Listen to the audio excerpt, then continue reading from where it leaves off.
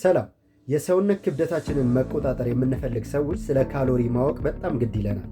ካሎሪ ማለት ምን ማለት ነው? ካሎሪ ማለት ሰውነታችን ከተለያዩ ምግቦች፣ ከመጠጦች የሚያገኛቸውን ጉልበት መለኪያ ነው። ማንኛውም ሰው በቀን የሚያስፈልገው የካሎሪ መጠን አለ። አንድ ሰው ክብደቱን እንደጠበቀ መቆየት የሚፈልግ ከሆነ መብላት ያለበት የካሎሪ መጠን ሜንቴናንስ ካሎሪ እንለዋለን። ለምሳሌ የአንድ ሰው የሜንቴናንስ ካሎሪ 2000 ሊሆን ይችላል። ያንን 2000 ካሎሪ እስከበላ ድረስ ምንም አይነት የክብደት መቀነስም መጨመርም አያጋጥመውም ማለት ነው።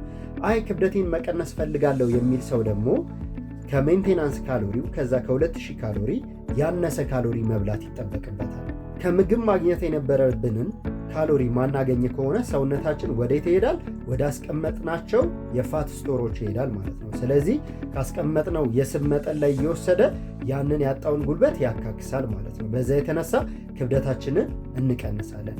አይ ክብደቴን መጨመር ነው የምፈልገው የሚል ሰው ደግሞ መብላት ከነበረበት የሜንቴናንስ ካሎሪ በላይ ይበላል ማለት ነው። ያንን ካሎሪ ሰርፕለስ እንለዋለን። ስለዚህ ካሎሪ ማለት በቀላል አማርኛ ነዳጅ ወይም ኃይል ማለት ነው።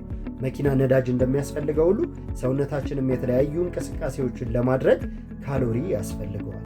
ስለዚህ ካሎሪያችንን ማወቃችን የሰውነት ክብደታችንን እንደፈለግን እንድንቀያየረው ይረዳል።